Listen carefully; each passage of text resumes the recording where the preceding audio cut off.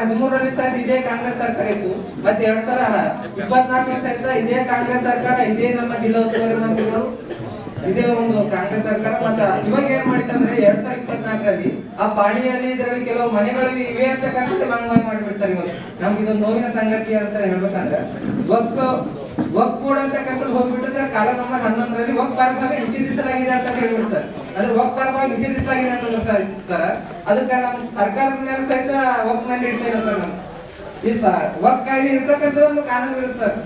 ಇವಾಗ ನಮ್ಗೆ Ambedkar doctor B R Baba Saheb Ambedkar ಕಾನೂನು ಸಂವಿಧಾನ ನಾವು ಸಹಿತ ಎಲ್ಲ ನೋಡಿರ್ತೀವಿ. ಸಂವಿಧಾನದಾಗ ಯಾವ ಒಂದು ಅಕ್ಷರ ಸಹಿತ ವಕ್ ಅಂತದ್ದು ಇದು ಉಲ್ಲೇಖ ಮಾಡಿದ್ರು sir doctor B R Baba Saheb Ambedkar ಅವರು.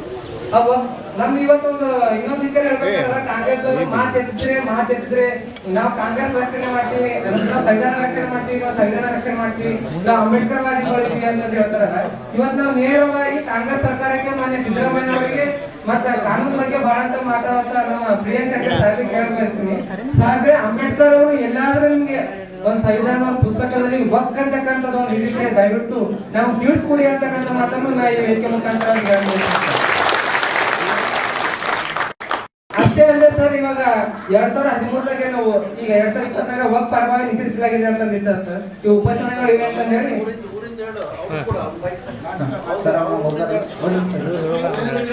ಇವಾಗ ನಮ್ಮ ಊರಿನ ವಿಷಯದಾಗ ಸರ್ ಸರ್ಕಾರಿ ಶಾಲೆ ಇದೆ ಸರ್.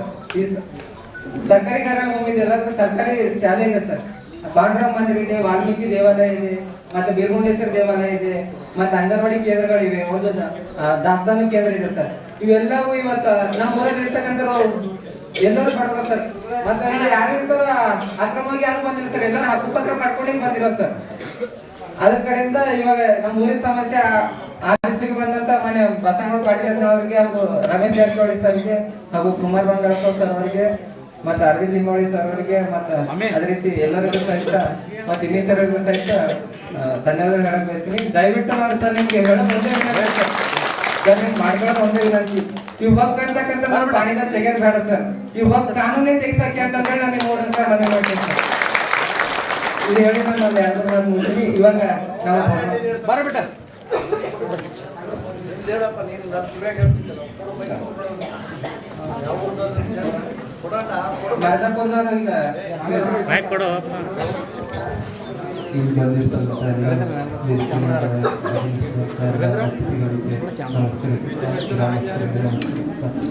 ನಮ್ದು 2019ರಲ್ಲಿ ನಮ್ಮ ಪಾಣಿ ಬೀದರ್ ತಾಲೂಕಿನ ಬೀದರ್ ದಕ್ಷಿಣ ಕ್ಷೇತ್ರದ ಮಿರ್ಜಾಪುರ ಟಿ ಗ್ರಾಮದಲ್ಲಿ ಕೃಷಿ ಭೂಮಿ ಇತ್ತು. ಅಲ್ಲಿ 2019ರಲ್ಲಿ ಏಕಾಏಕಿಯಾಗಿ ಅವರು ನಮಗೆ ಯಾವುದೇ ನೋಟಿಸ್ ಕೊಡ್ಲಾರ್ದೇನೆ ಪಾಣಿಯಲ್ಲಿ ವಕ್ಫ್ ಆಸ್ತಿ ಅಂತ ಕಾಲಮ್ ನಂಬರ್ 9ರಲ್ಲಿ ಮತ್ತು 12ರಲ್ಲಿ ಸೇರಿಸಿದ್ರು ಸರ್. ಅದಾದ್ಮೇಲೆ ನಾವು ಉಚ್ಚ ನ್ಯಾಯಾಲಯ ಕಲಬುರಗಿಯಲ್ಲಿ ನಾವು ಅರ್ಜಿ ಸಲ್ಲಿಸಿದ್ವಿ ಸರ್. ಅಲ್ಲಿ ಅವರು ಕೋರ್ಟ್ ಅವರು ತಹಸೀಲ್ದಾರ್ ಅವರಿಗೆ ಆದೇಶ ಮಾಡಿದ್ರು ಸರ್, ಅವರು ಇಬ್ಬರಿಗೂ ಕರೆಸಿ ವಕ್ದವರಿಗೂ ಮತ್ತು ನಮಗೂ ಕರೆಸಿ ಹಿಯರಿಂಗ್ ಮಾಡಿ ಇದಕ್ಕೊಂದು ಕ್ರಮ ತಗೊಳ್ಬೇಕಂತ. ಆದರೂ ಅವರು ಯಾವುದೇ ಕ್ರಮ ತಗೊಂಡಿಲ್ಲ. ಅವರು ಕೋರ್ಟ್ಗೆ ಬಂದರು ಸರ್, ಇದು ನಮ್ಗೆ ಕೈಯಲ್ಲಿ ಅಧಿಕಾರ ಇಲ್ಲ, ವಕ್ಫ್ ಟ್ರಿಬ್ಯುನಲ್ಗೆ ಸೇರುತ್ತೆ ಅಂತ. ಅದಾದ್ಮೇಲೆ ತಿರ್ಗಾ ನಾವು ಮಾನ್ಯ ಉಚ್ಚ ನ್ಯಾಯಾಲಯ ಕಲಬುರಗಿಯಲ್ಲಿ ಅರ್ಜಿ ಸಲ್ಲಿಸಿದಾಗ ಅವರು ನಮಗೆ ಮತ್ತೊಮ್ಮೆ ತಹಸೀಲ್ದಾರ್ ಅವರಿಗೆ ಆದೇಶ ಮಾಡಿದ್ರು, ಇದು ತಹಸೀಲ್ದಾರ್ ಅವರೇ ಇಬ್ಬರಿಗೂ ಹಿಯರಿಂಗ್ ಕರೆಸಿ ಆದಷ್ಟು ಬೇಗ ಈ ಸಮಸ್ಯೆ ಇದು ಕ್ರಮ ತಗೊಳ್ಬೇಕಂತ. ಆದರೆ ಸರ್ ಜನವರಿ 2023ರಿಂದ ಯಾವುದೇ ರೀತಿ ಕ್ರಮನೂ ತಗೊಂಡಿಲ್ಲ ಸರ್. ಅವ್ರು ಹಿಯರಿಂಗು ತರಲಿಲ್ಲ, ಏನು ಮಾಡಿಲ್ಲ.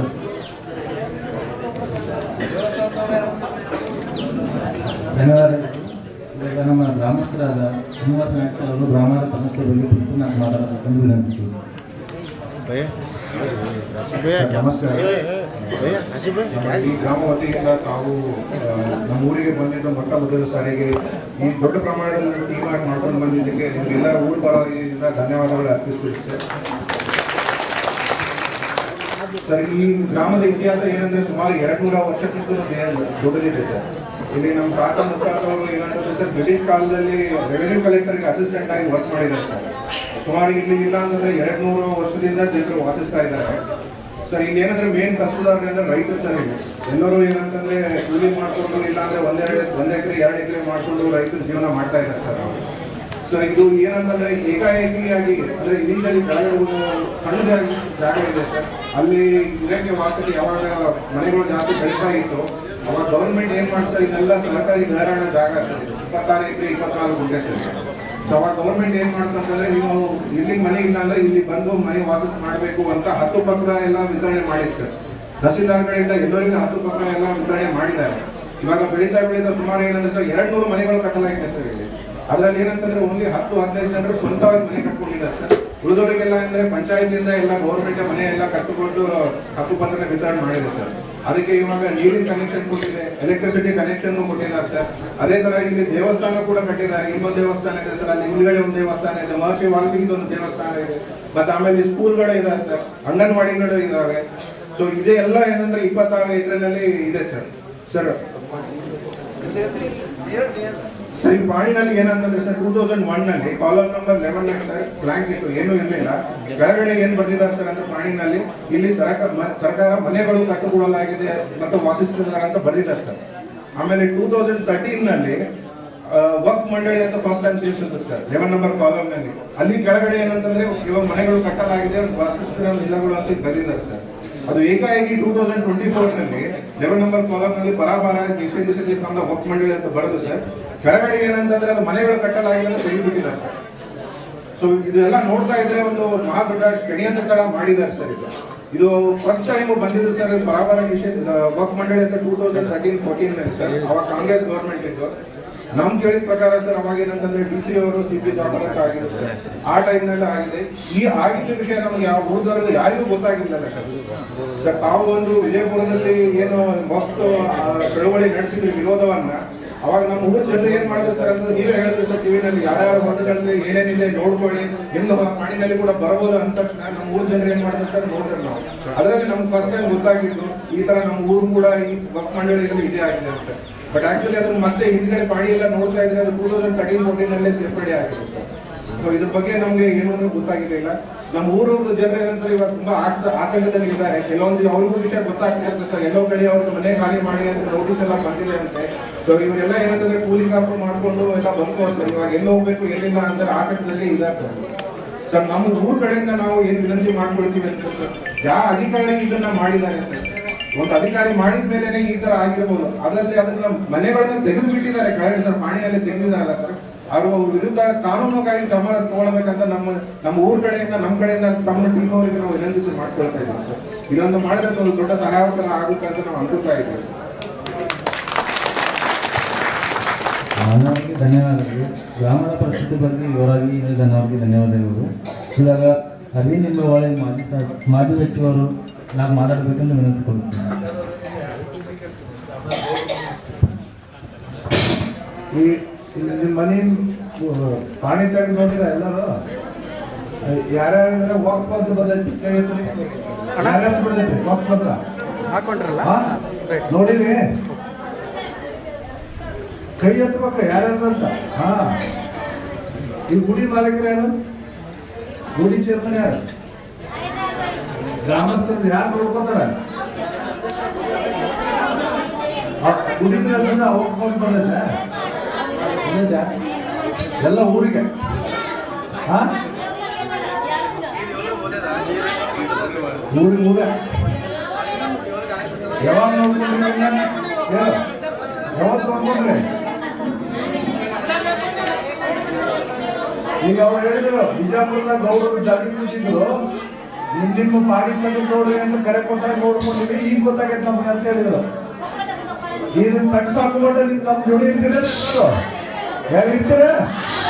ಹಾ ಈಗ ನಮ್ಮ ನಾಯಕರಾದಂತೆ ಬಸವಗೌಡ ಪಾಟೀಲ್ ಯತ್ನಾಳ್ ಅವರು ಬಿಜಾಪುರದವ್ರು ಹಿಂಗಾಗಿತ್ತು, ಅದು ಹೋರಾಟ ಶುರು ಮಾಡ್ಯಾರ.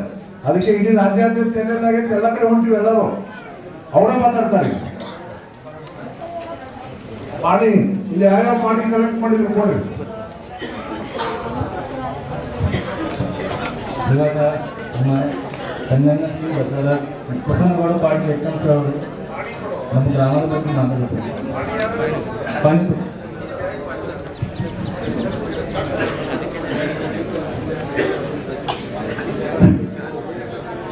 ಭಾರತೀಯ ಜನತಾ ಪಾರ್ಟಿ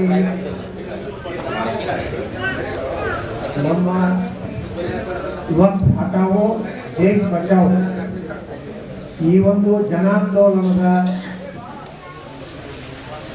ಬೀದರ್ ಜಿಲ್ಲೆಯಿಂದ ಪ್ರಾರಂಭವಾದಂತಹ ನಮ್ಮ ಹೋರಾಟದ ಇಂದಿನ ವೇದಿಕೆ ಮೇಲೆ ಉಪಸ್ಥಿತರುವಂಥ ಮಾಜಿ ಕೇಂದ್ರ ಸಚಿವರು ನಮ್ಮ ಹಿರಿಯರಾದಂಥ GM ಸಿದ್ದೇಶ್ವರ ಅವರೇ, ಗೋಕಾಕ್ ವಿಧಾನಸಭೆಯ ಸದಸ್ಯರು, ನಮ್ಮ ಮಾಜಿ ನೀರಾವರಿ ಸಚಿವರಾದಂಥ ಶ್ರೀ ರಮೇಶ್ ಜಾರಕಿಹೊಳಿ ಅವರೇ, ಅದೇ ರೀತಿ ನಮ್ಮ ದಲಿತ ಮುಖಂಡರು, ಬೆಂಗಳೂರಿನ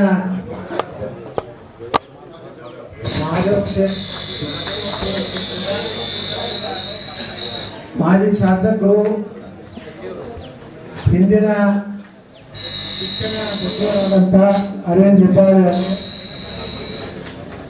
ನಮ್ಮ ಕರ್ನಾಟಕದ ಹಿಂದಿನ ಸಣ್ಣ ನೀರಾವರಿ ಸಚಿವರು ಹಾಗೂ ಶಿವಮೊಗ್ಗ ಸೊರಬದ ಬಂಗಾರಪ್ಪ ಸಾಹೇಬರ ಜ್ಯೇಷ್ಠ ಸುಪುತ್ರರಾದಂಥ ಶ್ರೀ ಕುಮಾರ್ ಬಂಗಾರಪ್ಪನವರು, ಹರಿಹರ ಕ್ಷೇತ್ರದ ಶಾಸಕರಾದಂಥ ಶ್ರೀ BP ಹರೀಶ್ ಅವರು, ಅದೇ ರೀತಿ ಅರಸೀಕೆರೆ ಕ್ಷೇತ್ರದಲ್ಲಿ ಜಾತ್ಯಾತೀತ ಜನತಾ ಸ್ಪರ್ಧೆ ಮಾಡಿದಂಥ ಶ್ರೀ NR ಸಂತೋಷ್ ಅವರೇ, MS ರುದ್ರಗೌಡರವರೇ, BS ಪಾಟೀಲ್ರೇ ಮತ್ತು ನಮ್ಮ ಬೀದರ್ ವಿಧಾನಸಭಾ ಕ್ಷೇತ್ರದ ಅಭ್ಯರ್ಥಿಯಾಗಿ ಸ್ಪರ್ಧೆ ಮಾಡಿದಂಥ ಶ್ರೀ ಈಶ್ವರ್ ಸಿಂಗ್ ಠಾಕೂರ್ ಅವರೇ, ಗ್ರಾಮದ ಹಿರಿಯರಾದಂಥ ಶ್ರೀ ಗೋಪಾಲ್ ರೆಡ್ಡಿ ಅವರೇ, ಇನ್ನೊಬ್ಬ ಗ್ರಾಮದ ಪ್ರಮುಖರಾದಂಥ ಶ್ರೀ ಶ್ರೀನಿವಾಸ್ ಅವರೇ, ಗ್ರಾಮದ ಹಿರಿಯರಾದಂಥ ಶ್ರೀ ರಾಮುಲು ಸಂಗಪ್ಪನವರೇ, ಎಲ್ಲ ಗ್ರಾಮದ ಎಲ್ಲ ನನ್ನ ತಾಯಂದ್ರಿ, ಅಣ್ಣ ತಮ್ಮಂದ್ರಿ, ಯುವಕರೇ, ಮಾಧ್ಯಮದ ಎಲ್ಲ ಮಿತ್ರರೇ, ಇವತ್ತು ಇಡೀ ದೇಶದಲ್ಲಿ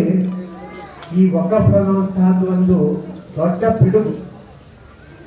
ಇವತ್ತು ದೇಶದಲ್ಲಿ ವ್ಯಾಪಕವಾಗಿ ಎಲ್ಲ ಹಳ್ಳಿಗಳಲ್ಲಿ ಮಠ ಮಂದಿರಗಳನ್ನ, ರೈತರ ಜಮೀನನ್ನ, ಬಡವರು ಕಟ್ಟಿದ ಮನೆಗಳ ಮೇಲೆ ಇವತ್ತು ನಮ್ಗೆ ಯಾರಿಗೂ ಗೊತ್ತಿಲ್ಲ ಅದನ್ನೇ 2013ರಲ್ಲೂ, 2018ರಲ್ಲೂ, 2024ರಲ್ಲೂ ಎಲ್ಲೆಲ್ಲಿ ಜಿಲ್ಲಾಧಿಕಾರಿಗಳು, ಅದರಲ್ಲಿ ವಿಶೇಷವಾಗಿ ಮುಸ್ಲಿಂ ಜಿಲ್ಲಾಧಿಕಾರಿಗಳು ಏನ್ ಬಂದಾಗ ಈ ಕೆಲಸ ಮಾಡಿ ಹೋಗಿದ್ದಾರೆ. ಇಲ್ಲಿ ಜಾಫರ್ ಮಾಡಿದ್ದಾನೆ. ನಮ್ಮ ಬಿಜಾಪುರನಾಗ ಮೊಹಮ್ಮದ್ ಮೊಹಸಿನ್ ಅಂತ ಒಬ್ಬ DC ಬಂದು ಇಡೀ ಬಿಜಾಪುರ ಸಿಟಿನೇ ವಕಫ್ ಅಂತ ಹೇಳಿ ಮಾಡ್ಯಾರ. ಇದೇ ನಮ್ಮ ಈಶ್ವರ್ ಸಿಂಗ್ ಠಾಕೂರ್ ಅವರು ಹೇಳ್ತಿದ್ರು, ಇಡೀ ಬೀದರ್ ನಗರನೇ ಇವತ್ತು ವಕಫ್ ಅಂತ ಹೇಳಿ ಆಗುವಂತಹದ್ದನ್ನ ಎಲ್ಲ ತಯಾರಿ ಮಾಡ್ಕೊಂಡಾರೆ. ಅಂದ್ರೆ ಭಾರತದಲ್ಲಿ ಇನ್ನೊಂದು ಪಾಕಿಸ್ತಾನ ಮಾಡುವಂತ ವ್ಯವಸ್ಥೆ ಈ ದೇಶದಲ್ಲಿ ಆಗ್ತದೆ.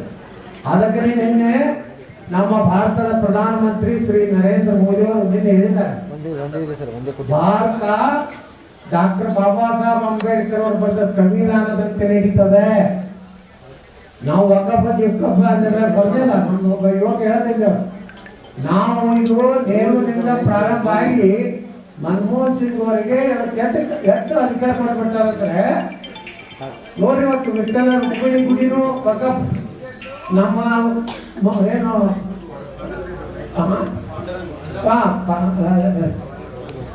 ವಾಲ್ಮೀಕಿ ಮಹರ್ಷಿ ವಾಲ್ಮೀಕಿ ಗುಡಿನೂ ವಕಫ್, ಮತ್ತೆ ಅದರ ಗುಡಿ ಪಾಪ ಪಾಂಡವ ದೇವಸ್ಥಾನನೂ ವಕಫ್, ಸರ್ಕಾರಿ ಕಟ್ಟಡ, ಸರ್ಕಾರಿ ಶಾಲೆ, ಮನೆ ಸ್ವಂತ ಪಾಪ ಬಡವರಿಗೆ ಹಕ್ಪತ್ರ ಕೊಟ್ಟಂತ ಮನೆಯೂ ವಕಫ್. ಅಲ್ಲಿ ಆಳಂದದಲ್ಲಿ ಪೊಲೀಸ್ ಸ್ಟೇಷನ್, ಪೊಲೀಸ್ ಕ್ವಾರ್ಟರ್ಸ್ಗಳು ವಕಫ್. ಅವ್ರಿಗೆ ಏನು ಬಾಯಿ ಬರ್ತದ ಯಾವ ರೀತಿ ಅವ್ರಿಗೆ ಕಂಪ್ಯೂಟ್ರು ರಾತ್ರಿ ತೆಗಿತಾರ, ಮುಂಜಾನೆ ಹಾಕ್ತಾರ, ರಾತ್ರಿ ತೆಗಿತಾರ, ಬರೀ ಹಿಂಗಂತ ನಮ್ಮ ಬಿಜಾಪುರನಾಗ. ಅದಕ್ಕೆ ನಾವು ಹೋರಾಟ ಪ್ರಾರಂಭ ಮಾಡಿದ್ವಿ. ಆ ಹೋರಾಟದ ಪ್ರತಿಫಲದಿಂದ ಕೇಂದ್ರ ಮಂತ್ರಿಯವರೊಬ್ರು ಬಂದು ಧರಣಿ ಕೂತರು. ಏನು ಲೋಕಸಭೆಯಲ್ಲಿ ನಮ್ಮ ಪ್ರಧಾನಮಂತ್ರಿ ನರೇಂದ್ರ ಮೋದಿ ಅವರು ಬಿಲ್ ತಗೊಂಡು ಬಂದಿದ್ದಾರೆ. ಇವತ್ತು ಚರ್ಚೆ ಪ್ರಾರಂಭ ಆಗ್ತದೆ, ಅಧಿವೇಶನ ಪ್ರಾರಂಭ ಆಗಿದೆ. ಅದರಲ್ಲಿ ಸುಮಾರು 42 ತಿದ್ದುಪಡಿಗಳನ್ನು ತರಬೇಕು. ಈ ವಕಫ್ ಅನ್ನೋಂಥದ್ದು ಹೇಳಿದ್ರೆ ನಮ್ಮ ಗೌರವ್ ಪಾಟೀಲ್, ನಮ್ಮ ಅವ್ರ 14 ಎಕರೆ ಎಲ್ಲ ಎಷ್ಟು ಗೌರವ,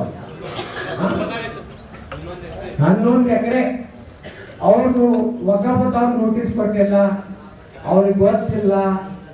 ಮತ್ತೆ ಎಷ್ಟೋ ದಲಿತರು ಚಿಕ್ಕಬಳ್ಳಾಪುರದಾಗ ನೀವು ನೋಡಿದ್ರಿ, ದಲಿತರು ತಮ್ಮ ಹೊಲದಲ್ಲಿ ಕೆಲಸಕ್ಕೆ ಹೋದ್ರೆ ಅಲ್ಲಿ ಬಂದು ವಕಫ್ ಅಧಿಕಾರಿಗಳು ದಬ್ಬಾಯಿಕೆ ಮಾಡ್ತಾ ಇದ್ದಾರೆ. ಅದಕ್ಕೆ ನಾವು ಇಡೀ ರಾಜ್ಯದಲ್ಲಿ ನಾವೇನೊಂದು ಟೀಮ್ ಆಗಿ ಇವತ್ತು ಇಡೀ ರಾಜ್ಯದಲ್ಲಿ ಗ್ರೌಂಡ್ನಲ್ಲಿ ಹೋಗಿ ಬರೀ ಎಲ್ಲ ಕೂತು ಡಿ ಸಿ ಮನೆ ಕೊಟ್ಟು ಡಿ ಸಿ ಮುಂದೆ ಭಜನಾ ಮಾಡಿದ್ರೆ ಇದು ಪರಿಹಾರ ಆಗುದಿಲ್ಲ. ಇದಕ್ಕೇನೇ ಪರಿಹಾರ ಬೇಕಂದ್ರೆ ಜನಜಾಗೃತಿ ಆಗ್ಬೇಕು, ಜನರಿಗೆ ಗೊತ್ತಾಗಬೇಕು. ಈ ಕಾನೂನು ಬಹಳ ಕರಾಳಿದೆ, ಬರೇ ತಿದ್ದುಪಡಿ ಅಲ್ಲ, ಇಡೀ ವಕಫ್ನ ಕಾಯ್ದೆನೇ ಪೂರ್ತಿ ಭಾರತದಿಂದ ತೆಗೆದು ಹಾಕಬೇಕು, ರದ್ದು ಮಾಡಬೇಕು ಅಂತ ಹೋರಾಟವನ್ನ ಮಾಡಲಿಕ್ಕೆ ಅಂತಾರೆ. ಯಾರು ಮನಿ ಯಾರು ಏನು ಖಾಲಿ ಮಾಡಿ ಏನೇನು ನೋಟಿಸ್ ಕೊಟ್ರ ಅವ್ರ ಸಮೀಪ ಬಂದು ಗಂಜ್ ಕೊಟ್ರು. ನೀವು ಯಾರು ಅವಕಾಶ ಕೊಡ್ಬೇಕು, ಏನ್ ಮಾಡ್ತಾರೆ ನೋಡು ನಮ್ಗೆ. ಇಲ್ಲಂದ್ರೆ ಅವ್ರೆಲ್ಲ ಕಡೆ ನೋಟಿಸ್ ಕೊಡ್ತಾರೆ, ಭಯ ಹೊರಡಿಸ್ತಾರೆ. ನಮ್ಮ ಬಿಜಾಪುರದವ್ರು ಹಾಗೆ ಮಾಡಿದ್ವಿ.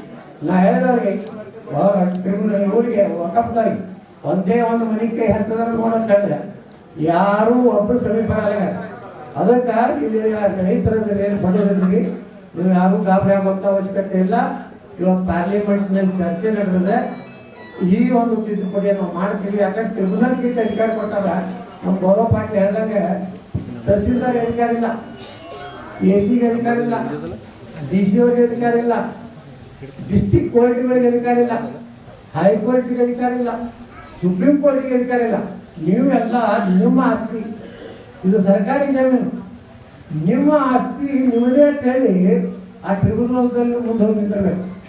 ಆ ಟ್ರಿಬ್ಯುನಲ್ ನಿರ್ಣಯ ಮಾಡೋರು ಇದು ನಿಮ್ದು ನಮ್ದು ಅಂತ ಹೇಳಿ ಅವ್ರಿಗೆ ಯಾವ್ದು ಬೇಕೋ ಯಾವ್ದು ಮನಸ್ಸಿಗೆ ಬರ್ತದೆ ಅದನ್ನ ಟ್ರಿಬ್ಯುನಲ್ ಕೊಟ್ಟಾಗ ಸೇರಿಸುವಂತ ಕೆಲಸ ಇದಾಗಿದೆ. ಅದಕ್ಕೆ ಇದು ದೊಡ್ಡ ಹೋರಾಟದ ಫಲ.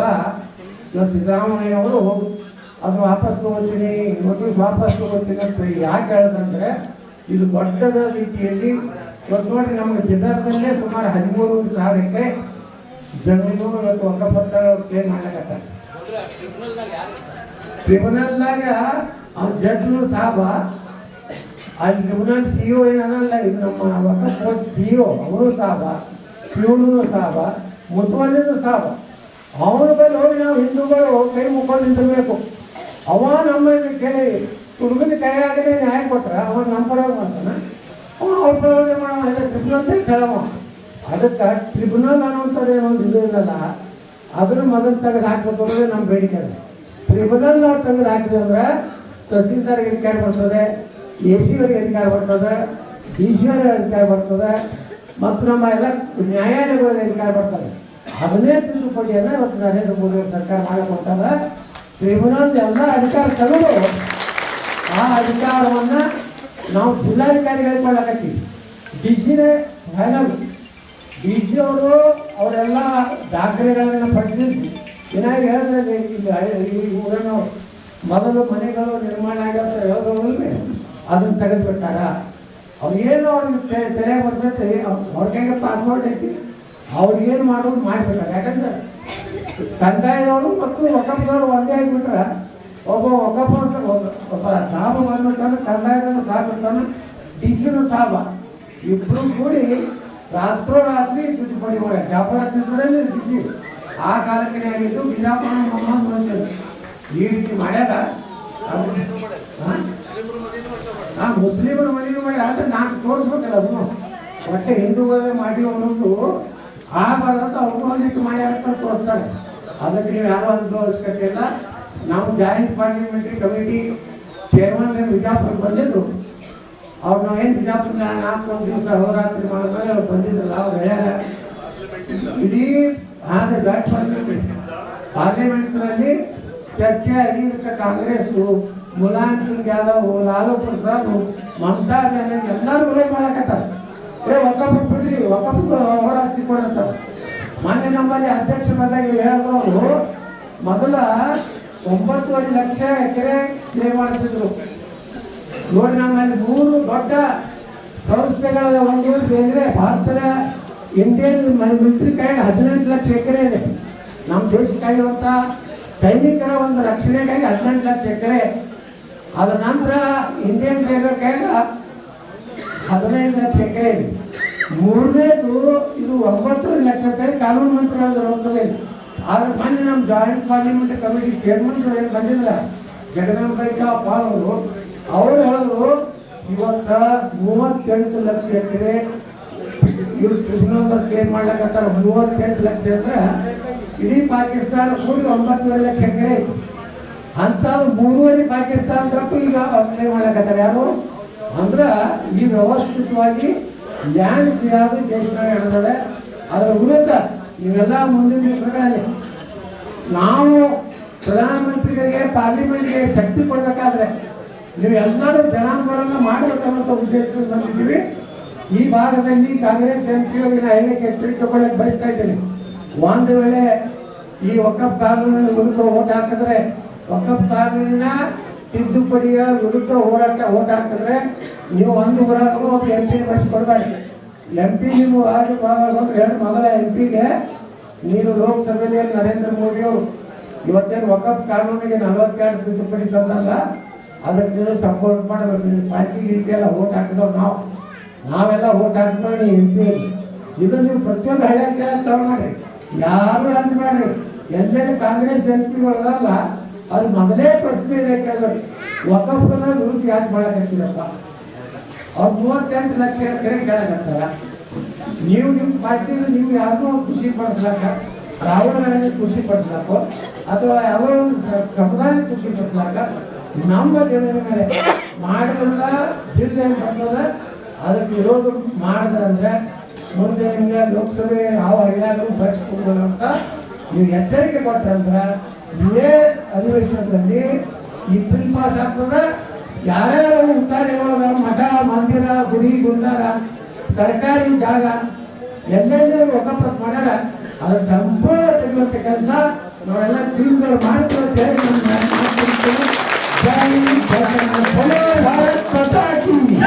ಅಂತಕ್ಕಂಥದ್ದು ಸೇರಿದ್ರು ಸರ್. ನಾವು ಪಾಣಿಗಳ ಸೈಟ್ ನೋಡಿದಾಗ 2013 ಸಹಿತ ಹೋಗ್ತಾನಿದ್ರು ಸಹಿತ ಇದ್ರಲ್ಲಿ ಕೆಲವು ಮನೆಗಳಿವೆ ಅಂತ ಹೇಳಿ ಅಲ್ಲಿ ಮೆನ್ಷನ್ ಇತ್ತು ಸರ್. ಆದ್ರೆ 2024 2013 ಸಹಿತ ಇದೇ ಕಾಂಗ್ರೆಸ್ ಸರ್ಕಾರ ಇತ್ತು. ಮತ್ತೆ 2024 ಸಹಿತ ಇದೇ ಕಾಂಗ್ರೆಸ್ ಸರ್ಕಾರ, ಇದೇ ನಮ್ಮ ಜಿಲ್ಲಾ ಉಸ್ತುವಾರಿ ಮಂತ್ರಿಗಳು, ಇದೇ ಒಂದು ಕಾಂಗ್ರೆಸ್ ಸರ್ಕಾರ. ಮತ್ತ ಇವಾಗ ಏನ್ ಮಾಡಿತ್ತಂದ್ರೆ 2024 ಆ ಪಾಣಿಯಲ್ಲಿ ಇದರಲ್ಲಿ ಕೆಲವು ಮನೆಗಳು ಇವೆ ಅಂತಕ್ಕಂಥದ್ದು ಮಂಗಮಾಯ ಮಾಡ್ಬಿಟ್ಟು ಸರ್. ಇವತ್ತು ನಮ್ಗೆ ಇದೊಂದು ನೋವಿನ ಸಂಗತಿ ಅಂತ ಹೇಳ್ಬೇಕಂದ್ರೆ ವಕ್ ಬೋರ್ಡ್ ಅಂತಕ್ಕಂಥದ್ದು ಹೋಗ್ಬಿಟ್ಟು ಸರ್ ಕಾಲ ನಂಬರ್ 11ರಲ್ಲಿ ವಕ್ ಪರವಾಗಿ ನಿಷೇಧಿಸಲಾಗಿದೆ ಅಂತ ಹೇಳ್ಬಿಟ್ಟು ಸರ್. ಅಂದ್ರೆ ವಕ್ ಪರವಾಗಿ ನಿಷೇಧಿಸಲಾಗಿದೆ ಅಂತಂದ್ರೆ ಸರ್ ಅದಕ್ಕೆ ನಮ್ಮ ಸರ್ಕಾರದ ಮೇಲೆ ಸಹಿತ ವಕ್ ಮೇಲೆ ಇಡ್ತಾ ಇಲ್ಲ ಸರ್. ನಾವು ಈ ವಕ್ ಕಾಯ್ದೆ ಇರ್ತಕ್ಕಂಥದ್ದು ಒಂದು ಕಾನೂನು ಇರುತ್ತೆ ಸರ್. ಇವಾಗ ನಮ್ಗೆ ಅಂಬೇಡ್ಕರ್ ಡಾಕ್ಟರ್ B.R. ಬಾಬಾ ಸಾಹೇಬ್ ಅಂಬೇಡ್ಕರ್ ಕಾನೂನು ಸಂವಿಧಾನ ನಾವು ಸಹಿತ ಎಲ್ಲ ನೋಡಿರ್ತೀವಿ. ಸಂವಿಧಾನದಾಗ ಯಾವ ಒಂದು ಅಕ್ಷರ ಸಹಿತ ಹೋಗ್ತಕ್ಕಂಥದ್ದು ಇದು ಉಲ್ಲೇಖ ಮಾಡಿದ್ರು sir doctor B.R. Baba Saheb Ambedkar ಅವರು. ನಮ್ದು ಇವತ್ತೊಂದು ಇನ್ನೊಂದು ವಿಚಾರ ಹೇಳ್ಬೇಕಾದ್ರೆ ಕಾಂಗ್ರೆಸ್ ಮಾತೆತ್ತಿದ್ರೆ ನಾವು ಕಾಂಗ್ರೆಸ್ ರಕ್ಷಣೆ ಮಾಡ್ತೀವಿ, ನಾವು ಸಂವಿಧಾನ ರಕ್ಷಣೆ ಮಾಡ್ತೀವಿ, ನಾವು ಸಂವಿಧಾನ ರಕ್ಷಣೆ ಮಾಡ್ತೀವಿ, ನಾವು ಅಂಬೇಡ್ಕರ್ ವಾದಿಗಳಿದ್ದೀವಿ ಅಂತ ಹೇಳ್ತಾರಲ್ಲ. ಇವತ್ತು ನಾವು ನೇರವಾಗಿ ಕಾಂಗ್ರೆಸ್ ಸರ್ಕಾರಕ್ಕೆ ಮಾನ್ಯ ಸಿದ್ದರಾಮಯ್ಯ ಅವರಿಗೆ ಮತ್ತೆ ಕಾನೂನು ಬಗ್ಗೆ ಬಹಳ ಅಂತ ಮಾತಾಡುವಂತ ನಮ್ಮ ಪ್ರಿಯಾಂಕ ಸಾಹೇಬ್ ಕೇಳಕ್ ಬಯಸ್ತೀನಿ. ಸಾಹೇಬ್ರೆ, ಅಂಬೇಡ್ಕರ್ ಅವರು ಎಲ್ಲಾದ್ರೂ ನಿಮ್ಗೆ ಒಂದ್ ಸಂವಿಧಾನ ಒಂದು ಪುಸ್ತಕದಲ್ಲಿ ವಕ್ ಅಂತಕ್ಕಂಥದ್ದು ಒಂದು ಹಿಡಿದ್ರೆ ದಯವಿಟ್ಟು ನಮ್ಗೆ ತಿಳಿಸ್ಕೊಡಿ ಅಂತಕ್ಕಂಥ ಮಾತನ್ನು ನಾ ಈ ವೇದಿಕೆ ಮುಖಾಂತರ ಅಷ್ಟೇ ಅಲ್ಲದೆ ಸರ್. ಇವಾಗ 2013 ನಾವು ಈಗ 2024 ವಕ್ ಪರವಾಗಿ ನಿಷೇಧಿಸಲಾಗಿದೆ ಅಂತಂದಿತ್ತ ಸರ್. ಈ ಉಪಚುನಾವಣೆಗಳು ಇವೆ ಅಂತ ಹೇಳಿ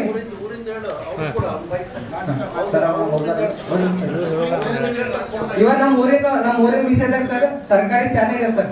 ಈ ಸರ್ಕಾರಿ ಕಾರ್ಯಕ್ರಮ ಇದೆ, ಎಲ್ಲ ಸರ್ಕಾರಿ ಶಾಲೆ ಇದೆ ಸರ್. ಪಾಂಡುರಂಗ ಮಂದಿರ ಇದೆ, ವಾಲ್ಮೀಕಿ ದೇವಾಲಯ ಇದೆ, ಮತ್ತೆ ಬೀರಗುಂಡೇಶ್ವರ ದೇವಾಲಯ ಇದೆ, ಮತ್ತೆ ಅಂಗನವಾಡಿ ಕೇಂದ್ರಗಳಿವೆ, ಒಂದು ದಾಸ್ತಾನು ಕೇಂದ್ರ ಇದೆ ಸರ್. ಇವೆಲ್ಲವೂ ಇವತ್ತ ನಮ್ಮ ಊರಲ್ಲಿ ಇರ್ತಕ್ಕಂಥ ಎಲ್ಲರೂ ಬಡವ ಸರ್. ಮತ್ತೆ ಯಾರು ಇರ್ತಾರೋ ಅಕ್ರಮವಾಗಿ ಯಾರು ಬಂದಿಲ್ಲ ಸರ್, ಎಲ್ಲರೂ ಹಕ್ಕುಪತ್ರ ಪಡ್ಕೊಂಡು ಬಂದಿರೋ ಸರ್.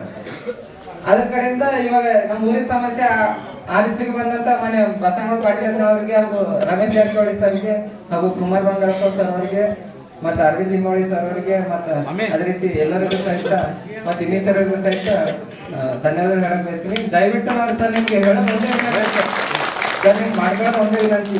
ಈ ವಕ್ ಅಂತಕ್ಕಂಥ ಪಾಣಿನ ತೆಗೆದ್ ಬೇಡ ಸರ್. ಈ ವಕ್ ಕಾನೂನೇ ತೆಗಿಸಕ್ಕೆ ಅಂತ ಹೇಳಿ ನಾನು ನಿಮ್ಮ ಮೂಲಕ ಮನವಿ ಮಾಡ್ತೀನಿ ಸರ್. ಇದು ಹೇಳಿ ನಾನು ಎರಡು ಮಾತು ಮುಗಿಸಿ ಇವಾಗ ನಾವು ಬರಬಿಟ್ಟ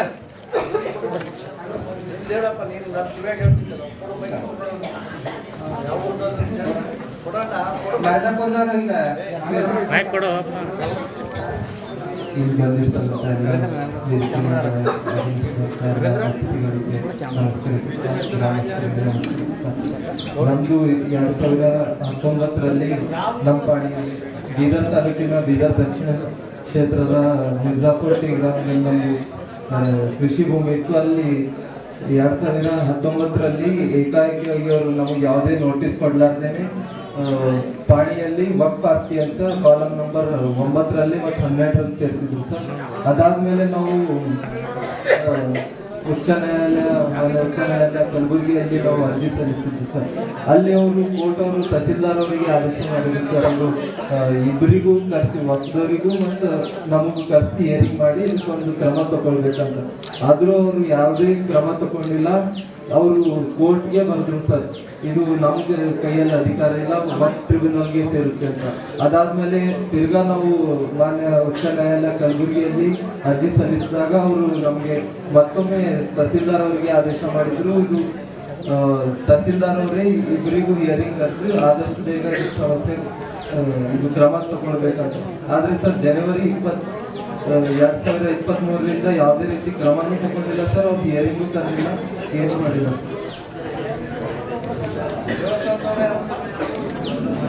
ಧನ್ಯವಾದಗಳು. ಇವಾಗ ನಮ್ಮ ಗ್ರಾಮಸ್ಥರಾದ ಶ್ರೀನಿವಾಸ ನಾಯ್ಕ ಅವರು ಗ್ರಾಮದ ಸಮಸ್ಯೆ ಬಗ್ಗೆ ಕುರಿತು ನಾನು ಮಾತಾಡಬೇಕೆಂದು ವಿನಂತಿಸಿದೆ. ನಮಸ್ಕಾರ. ಈ ಗ್ರಾಮ ವತಿಯಿಂದ ತಾವು ನಮ್ಮ ಊರಿಗೆ ಬಂದಿದ್ದ ಮೊಟ್ಟ ಮೊದಲ ಸಾರಿಗೆ ಈ ದೊಡ್ಡ ಪ್ರಮಾಣದಲ್ಲಿ ಟೀಮ್ ಆಗಿ ಮಾಡ್ಕೊಂಡು ಬಂದಿದ್ದಕ್ಕೆ ನಿಮಗೆಲ್ಲರ ಊರ ಪರವಾಗಿಂದ ಧನ್ಯವಾದಗಳು ಅರ್ಪಿಸ್ತೀವಿ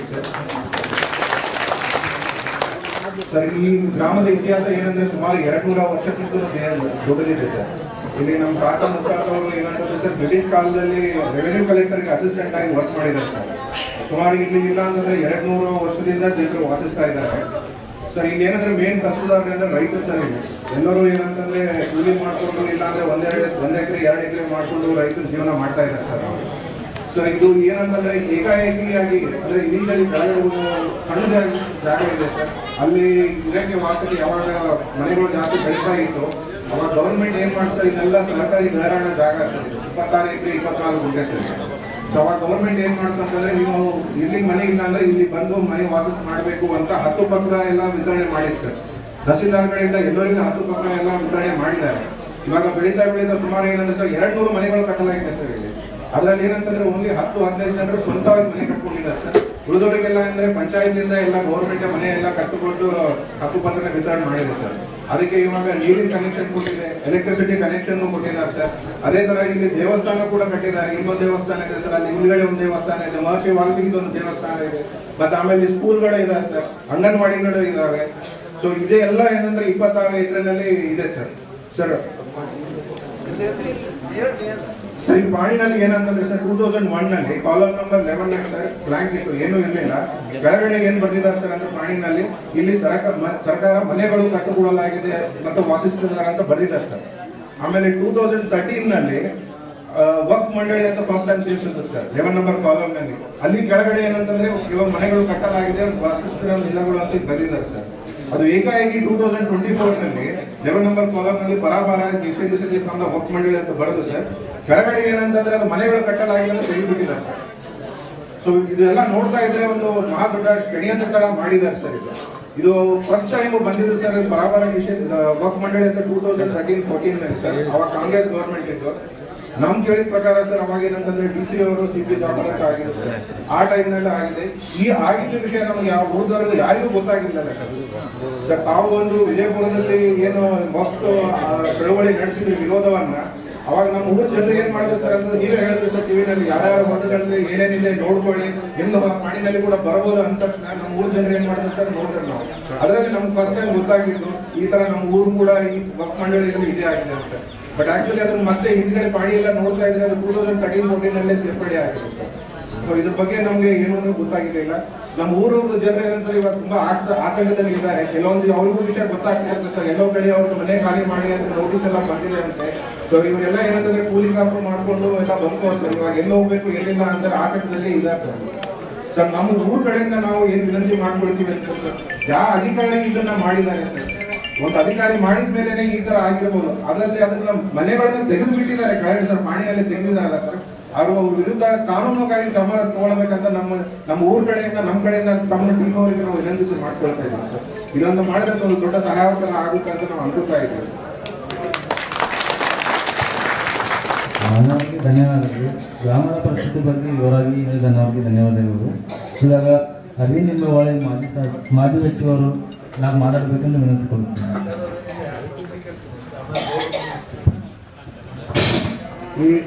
ನಿಮ್ಮ ಮನೆ ಪಾಣಿ ತೆಗೆದು ನೋಡಿದ ಎಲ್ಲರೂ ಯಾರ್ಯಾರು ವಾಕ್ ಪತ್ರ ಬಂದೈತಿ ಕೈ ಎತ್ತಿ ಯಾರ್ಯಾರು ಬಂದೈತಿ ವಾಕ್ ಪತ್ರ ಹಾಕೊಂಡ್ರಲ್ಲ ನೋಡಿರಿ ಕೈ ಎತ್ತಬೇಕು ಯಾರ್ಯಾರು ಅಂತ. ಹಾ ಈ ಗುಡಿ ಮಾಲೀಕರು ಯಾರು? ಗುಡಿ ಚೇರ್ಮನ್ ಯಾರು? ಗ್ರಾಮಸ್ಥರು ಯಾರು ನೋಡ್ಕೋತಾರ?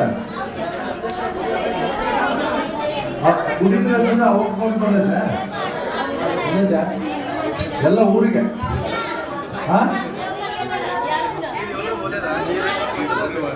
ಊರೇ ಯಾವಾಗ ನೋಡ್ಕೊಂಡ್ರಿ? ಯಾವತ್ತು ನೋಡ್ಕೊಂಡ್ರಿ? ಈಗ ಅವ್ರು ಹೇಳಿದ್ರು ಬಿಜಾಪುರದ ಗೌಡರು ಜಾತಿ ಕೂತಿದ್ರು ನಿಮ್ಮ ಪಾಡಿ ತೆಗೆದು ನೋಡ್ರಿ ಅಂತ ಕರೆ ಕೊಟ್ಟಾಗ ನೋಡ್ಕೊಂಡಿವಿ. ಈಗ ಗೊತ್ತಾಗೈತೆ ನಮ್ಗೆ ಅಂತ ಹೇಳಿದ್ರು. ಇದನ್ನ ತಗ್ಸಾಕೊಂಡ್ರೆ ನಿಮ್ಗೆ ನಮ್ಮ ಜೋಡಿ ಇರ್ತೀರ ಹೇಗಿರ್ತೀರ? ಈಗ ನಮ್ಮ ನಾಯಕರಾದಂತ ಬಸನಗೌಡ ಪಾಟೀಲ್ ಯತ್ನಾಳ್ ಅವರು ಬಿಜಾಪುರದಾಗ ಹಿಂಗಾಗಿತ್ತು, ಅದು ಹೋರಾಟ ಶುರು ಮಾಡ್ಯಾರ. ಅದಕ್ಕೆ ಇಡೀ ರಾಜ್ಯಾದ್ಯಂತ ಚಾನೆಲ್ ಆಗೈತೆ, ಎಲ್ಲ ಕಡೆ ಹೊಂಟಿವಿ ಎಲ್ಲರೂ ಅವರೇ ಮಾತಾಡ್ತಾರೆ. ಪಾಣಿ ಇಲ್ಲಿ ಯಾರ್ಯಾವ ಪಾಣಿ ಕಲೆಕ್ಟ್ ಮಾಡಿದ್ರು ಕೊಡ್ರಿ. ಇವಾಗ ನಮ್ಮ ಶ್ರೀ ಬಸವನಗೌಡ ಪಾಟೀಲ್ ಯತ್ನಾಳ್ ಅವರು ನಮ್ಮ ಗ್ರಾಮದ ಬಗ್ಗೆ ಮಾತಾಡ್ತಾರೆ.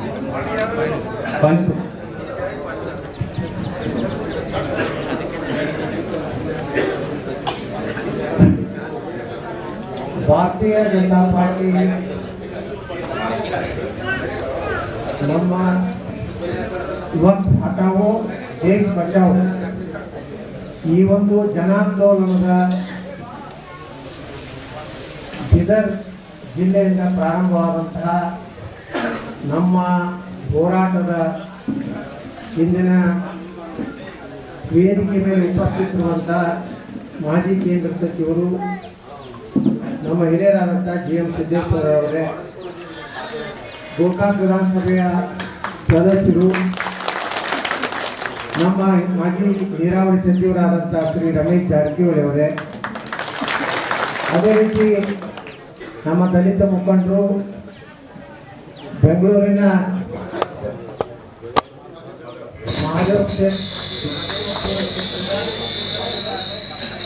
ಮಾಜಿ ಶಾಸಕರು,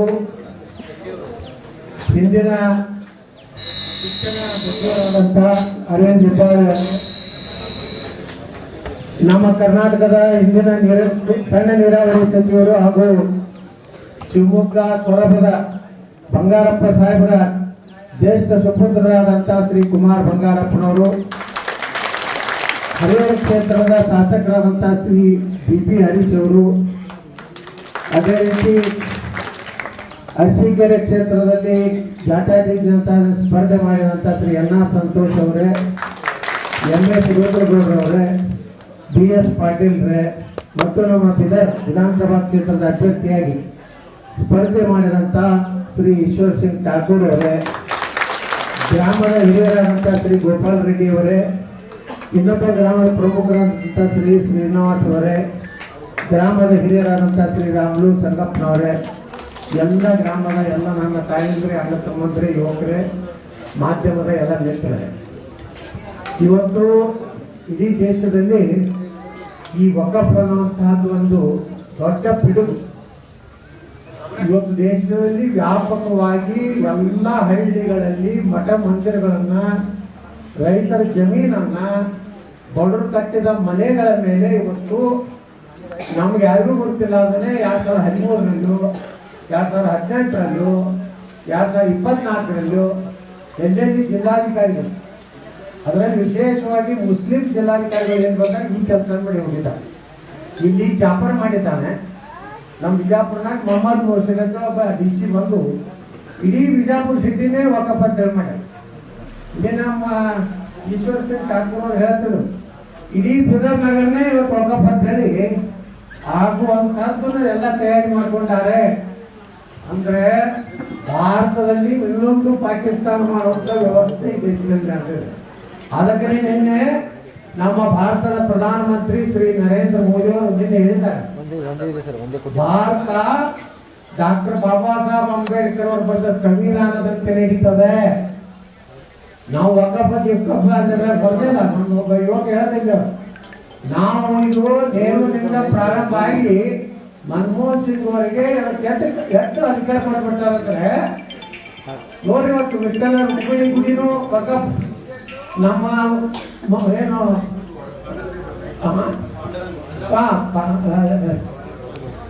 ವಾಲ್ಮೀಕಿ ಮಹರ್ಷಿ ವಾಲ್ಮೀಕಿ ಗುಡಿನೂ ವಕಫ್, ಮತ್ತೆ ಅದರ ಗುಡಿ ಪಾಪ ಪಾಂಡುರಂಗ ದೇವಸ್ಥಾನನೂ ವಕಫ್, ಸರ್ಕಾರಿ ಕಟ್ಟಡ, ಸರ್ಕಾರಿ ಶಾಲೆ, ಮನೆ ಸ್ವಂತ ಪಾಪ ಬಡವರಿಗೆ ಹಕ್ಕಂತ ಕೊಟ್ಟಂತ ಮನೆಯೂ ವಕಫ್.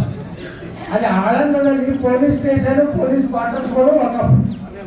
ಅವ್ರಿಗೆ ಏನು ಬಾಯಿ ಬರ್ತದ ಯಾವ ರೀತಿ ಅವ್ರ ಕೈಗೆ ಕಂಪ್ಯೂಟ್ರು ರಾತ್ರಿ ತೆಗಿತಾರ, ಮುಂಜಾನೆ ಹಾಕ್ತಾರ, ರಾತ್ರಿ ತೆಗಿತಾರ. ಬರೀ ಹಿಂಗಂತ ನಮ್ಮ ಬಿಜಾಪುರ್ನಾಗ ಅದಕ್ಕೆ ನಾವು ಹೋರಾಟ ಪ್ರಾರಂಭ ಮಾಡಿದ್ವಿ. ಆ ಹೋರಾಟದ ಪ್ರತಿಫಲದಿಂದ ಕೇಂದ್ರ ಮಂತ್ರಿಯವರು ಒಬ್ರು ಬಂದು ಜನ್ನಿ ಕೂತ್ರು. ಏನು ಲೋಕಸಭೆಯಲ್ಲಿ ನಮ್ಮ ಪ್ರಧಾನಮಂತ್ರಿ ನರೇಂದ್ರ ಮೋದಿ ಅವರು ಬಿಲ್ ತಗೊಂಡು ಬಂದಿದ್ದಾರೆ. ಇವತ್ತು ಚರ್ಚೆ ಪ್ರಾರಂಭ ಆಗ್ತದೆ, ಅಧಿವೇಶನ ಪ್ರಾರಂಭ ಆಗಿದೆ. ಅದರಲ್ಲಿ ಸುಮಾರು 42 ತಿದ್ದುಪಡಿಗಳನ್ನು ತರಬೇಕು. ಈ ವಕಫ್ ಅನ್ನೋಂಥದ್ದು ಹೇಳಿದ್ರೆ ಇಲ್ಲ, ನಮ್ಮ ಗೌರವ್ ಪಾಟೀಲ್ ನಮ್ಮ ಅವ್ರ 16 ಎಕರೆ ಎಲ್ಲ ಎಷ್ಟು ಗೌರವ, 11 ಎಕರೆ ಅವ್ರದ್ದು ವಕಫ್ ಅವ್ರು ನೋಟಿಸ್ ಕೊಟ್ಟಿಲ್ಲ, ಅವ್ರಿಗೆ ಗೊತ್ತಿಲ್ಲ. ಮತ್ತೆಷ್ಟೋ ದಲಿತರು ಚಿಕ್ಕಬಳ್ಳಾಪುರದಲ್ಲಿ ನೀವು ನೋಡಿದ್ರಿ, ದಲಿತರು ತಮ್ಮ ಹೊಲದಲ್ಲಿ ಕೆಲಸಕ್ಕೆ ಹೋದ್ರೆ ಅಲ್ಲಿ ಬಂದು ವಕಫ್ ಅಧಿಕಾರಿಗಳು ದಬ್ಬಾಳಿಕೆ ಮಾಡ್ತಾ ಇದ್ದಾರೆ. ಅದಕ್ಕೆ ನಾವು ಇಡೀ ರಾಜ್ಯದಲ್ಲಿ ನಾವೇನೊಂದು ಟೀಮ್ ಮಾಡಿ ಇವತ್ತು ಇಡೀ ರಾಜ್ಯದಲ್ಲಿ ಗ್ರೌಂಡ್ನಲ್ಲಿ ಹೋಗಿ ಬರೀ ಎಲ್ಲ ಕೂತು ಡಿ ಸಿ ಒಂದು ಮನೆ ಕೊಟ್ಟು ಡಿ ಸಿ ಮುಂದೆ ಭಜನಾ ಮಾಡಿದ್ರೆ ಇದು ಪರಿಹಾರ ಆಗುದಿಲ್ಲ. ಇದಕ್ಕೇನೇ ಪರಿಹಾರ ಬೇಕಂದ್ರೆ ಜನ ಜಾಗೃತಿ ಆಗ್ಬೇಕು, ಜನರಿಗೆ ಗೊತ್ತಾಗಬೇಕು. ಈ ಕಾನೂನು ಬಹಳ ಕರಾಳಿದೆ, ಬರೇ ತಿದ್ದುಪಡಿ ಅಲ್ಲ, ಇಡೀ ವಕಫ್ನ ಕಾಯ್ದೆಯನ್ನೇ ಪೂರ್ತಿ ಭಾರತದಿಂದ ತೆಗೆದು ಹಾಕಬೇಕು, ರದ್ದು ಮಾಡಬೇಕು ಅಂತ ಹೋರಾಟವನ್ನ ಮಾಡಲಿಕ್ಕೆ ಅಂತಾರೆ. ಯಾರು ಮನೆ ಯಾರು ಏನು ಖಾಲಿ ಮಾಡಿ ಏನೇನು ಗೊತ್ತಿಸ್ಕೊಟ್ರ ಅವ್ರ ಸಮೀಪ ಬಂದು ಗದ್ದು ಕೊಟ್ರೆ ನೀವು ಯಾರು ಅವಕಾಶ ಕೊಡ್ಬೇಕು. ಏನ್ ಮಾಡ್ತಾರೆ ನೋಡು ನಮ್ಗೆ, ಇಲ್ಲಂದ್ರೆ ಅವ್ರೆಲ್ಲ ಕಡೆ ನೋಟಿಸ್ಕೊಡ್ತಾರೆ, ಭಯ ಹೋಗ್ತಾರೆ. ನಮ್ಮ ಬಿಜಾಪುರನಾಗೂ ಹಾಗೆ ಮಾಡಿದ್ವಿ. ನಾ ಹೇಳಿದವ್ರಿಗೆ ಇವರಿಗೆ ವಕಫ್ದಾಗಿ ಒಂದೇ ಒಂದು ಮನೆ ಕೈ ಹತ್ತದ್ರ ನೋಡಂತ ಹೇಳಿದ್ರೆ ಯಾರು ಒಬ್ರು ಸಮೀಪ ಬರಲ್ಲ. ಅದಕ್ಕೆ ಇಲ್ಲಿ ರೈತರಲ್ಲಿ ಏನು ಬಡವರಿಗೆ ನೀವು ಯಾರು ಗಾಬರಿ ಆಗುವಂತ ಅವಶ್ಯಕತೆ ಇಲ್ಲ. ಇವತ್ತು ಪಾರ್ಲಿಮೆಂಟ್ ನಲ್ಲಿ ಚರ್ಚೆ ನಡೆದಿದೆ. ಈ ಒಂದು ತಿದ್ದುಪಡಿಯನ್ನು ಮಾಡ್ತೀವಿ. ಯಾಕಂದ್ರೆ ಟ್ರಿಬ್ಯುನಲ್ ಕಿಟ್ ಅಧಿಕಾರ ಕೊಟ್ಟಾರ. ನಮ್ಮ ಗೌರವ್ ಪಾಟೀಲ್ ಹೇಳಿದಂಗೆ ತಹಸೀಲ್ದಾರ್ ಅಧಿಕಾರ ಇಲ್ಲ, ಎಸಿಗೆ ಅಧಿಕಾರ ಇಲ್ಲ, ಡಿ ಸಿ ಅವರಿಗೆ ಅಧಿಕಾರ ಇಲ್ಲ, ಡಿಸ್ಟಿಕ್ ಕೋರ್ಟ್ಗಳಿಗೆ ಅಧಿಕಾರ ಇಲ್ಲ, ಹೈಕೋರ್ಟ್ಗೆ ಅಧಿಕಾರ ಇಲ್ಲ, ಸುಪ್ರೀಂ ಕೋರ್ಟ್ಗೆ ಅಧಿಕಾರ ಇಲ್ಲ.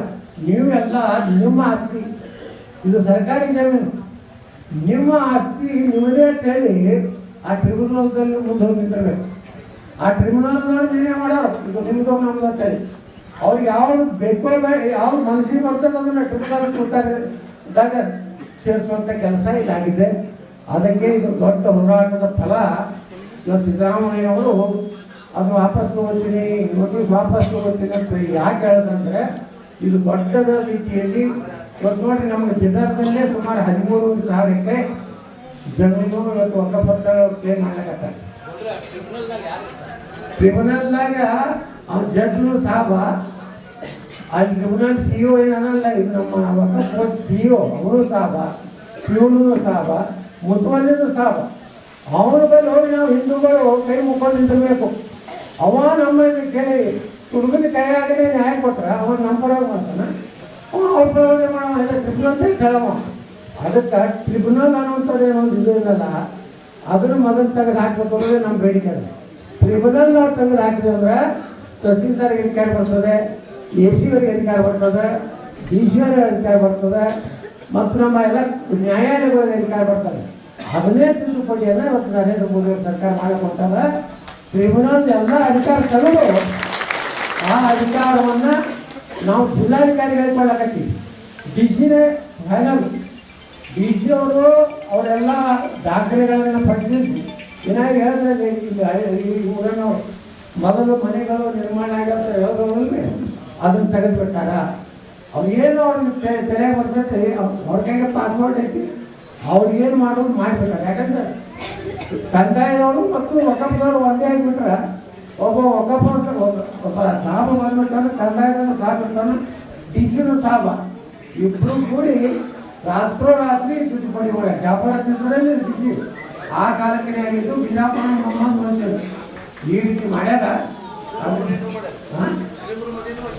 ಮುಸ್ಲಿಮರ ಮನೆಯೂ ಮಾಡಿ ಅಂದ್ರೆ ನಾನು ತೋರಿಸ್ಬೇಕಲ್ಲ ಅದನ್ನು ಒಟ್ಟೆ ಹಿಂದೂಗಳೇ ಮಾಡಿ ಅನ್ನೋದು ಆ ಬರೋದು ಅವ್ರಿಗೂ ಮಾಡ್ಯಾರ ಅಂತ ತೋರಿಸ್ತಾರೆ. ಅದಕ್ಕೆ ನೀವು ಯಾರೋ ಒಂದು ಅವಶ್ಯಕತೆ ಇಲ್ಲ. ನಾವು joint parliamentary committee chairman Bijapur ಬಂದಿದ್ರು. ಅವ್ರು ನಾವೇನು ಬಿಜಾಪುರ 4 ದಿವಸ ಹೋರಾತ್ರಿ ಮಾಡಿದ್ಮೇಲೆ ಅವ್ರು ಬಂದಿದ್ರಲ್ಲ, ಅವ್ರು ಹೇಳ್ಯಾರ ಇಡೀ ಜಾಯಿಂಟ್ ಪಾರ್ಲಿಮೆಂಟ್ನಲ್ಲಿ ಚರ್ಚೆ ಆಗಿದ್ದಕ್ಕೆ ಕಾಂಗ್ರೆಸ್ಸು, ಮುಲಾಯಂ ಸಿಂಗ್ ಯಾದವ್, ಲಾಲೂ ಪ್ರಸಾದ್, ಮಮತಾ ಬ್ಯಾನರ್ಜಿ ಎಲ್ಲರೂ ವಿರೋಧ ಮಾಡಕತ್ತಾರೆ. ಒಕ್ಕಪ್ಪ ಬಿಡ್ರಿ, ಒಕ್ಕಪ್ಪ ಹೋರಾಸ್ತಿ ಕೊಡತ್ತಾರೆ. ಮೊನ್ನೆ ನಮ್ಮಲ್ಲಿ ಅಧ್ಯಕ್ಷ ಬಂದಾಗ ಹೇಳಿದ್ರು ಮೊದಲ 9.5 ಲಕ್ಷ ಎಕರೆ ಪ್ಲೇ ಮಾಡ್ತಿದ್ರು. ನೋಡಿ ನಮ್ಮಲ್ಲಿ 3 ದೊಡ್ಡ ಸಂಸ್ಥೆಗಳ ಒಂದು ರೈಲ್ವೆ ಭಾರತದ ಇಂಡಿಯನ್ ಮಿಲಿಟರಿ ಕೈ 18 ಲಕ್ಷ ಎಕರೆ ಇದೆ. ನಮ್ಮ ದೇಶಕ್ಕಾಗಿ ಅಂತ ಸೈನಿಕರ ಒಂದು ರಕ್ಷಣೆಗಾಗಿ 18 ಲಕ್ಷ ಎಕರೆ. ಅದರ ನಂತರ ಇಂಡಿಯನ್ ರೈಲ್ವೆ ಕೈಗ 15 ಲಕ್ಷ ಎಕರೆ ಇದೆ. ಮೂರನೇದು ಇದು 9 ಲಕ್ಷ ಎಕರೆ ಕಾನೂನು ಮಂತ್ರಿಗಳ ಲೋಕಸಭೆಯಲ್ಲಿ.